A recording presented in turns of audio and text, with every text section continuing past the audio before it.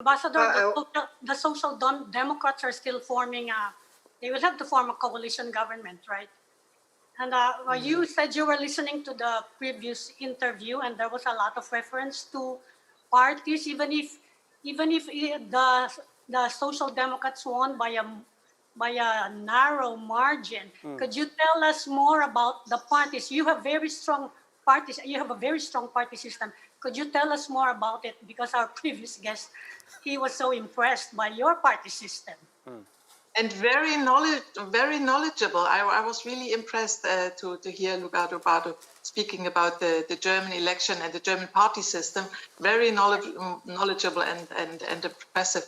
Yes, we have held the elections in Germany last Sunday, a week ago, and we have the election results, but we don't know how the new government will look like, what the composition of the coalition will be like, because the German election system works in a way that we are electing or we are voting for parties and for parties of a candidate, and once the results are out, the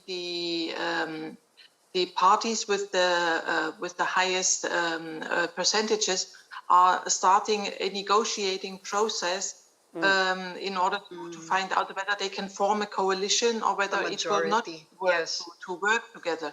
And I don't know whether you remember last time we had an election in 2017, we had a long process of negotiations. It took about 6 months before the new government was finally formed and the roadmap for the new government was set up. We, of course, all are confident that this time, after the latest election, the negotiation process will take a shorter time than this. But only once the negotiations in general are clear that the parties can agree on a coalition, then the roadmap will be set up, and the details of the roadmap will be negotiated, and then the government be formed. And the Social Democrats, as you have mentioned, they won by a very tiny majority of 1.5%. And the Christian Democrats, they were in a coalition with so far were only 1.5% lower. And now we have the negotiations going on, and we are talking about various coalition options. One of them is the so-called traffic light coalition, which stands for the red, which is the Social Democrats, the yellow, which is the Liberals, and the green, which is the Green.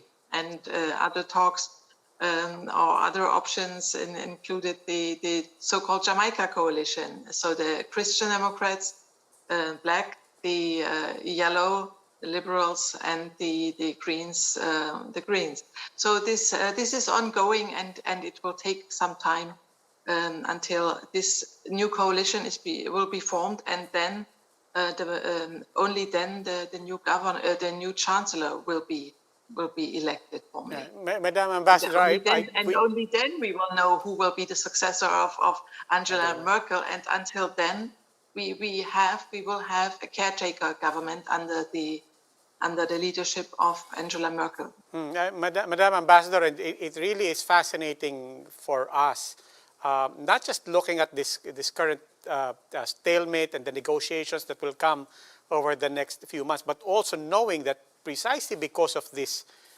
balance, even small parties now become very significant because they could be the kingmaker, they could be the difference maker. But all of that goes back to our fascination with the parties.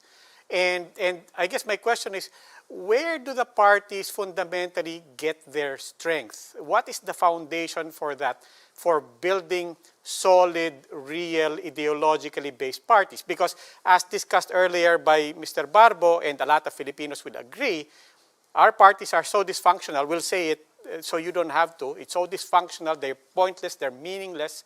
But what they point out to is money is an important factor, and funding is an important factor. So how does that work with the party system in Germany? And more importantly, what else other than money is important? I mean, I have the impression here in the Philippines, it's very focused on personalities, the election process and the election campaign. And in Germany, as I said, there is the party system. So we don't have this. So the elections that have just taken place, the results we do have means these are seats in the parliament, and the number of seats for each party, this is now a given. We don't have in Germany this culture of or this tradition of turncoatism. So the number the party has, the number of seats the party has, this is a given in the parliament for the next years so far. But we also have a very structured approach when it comes to the party system.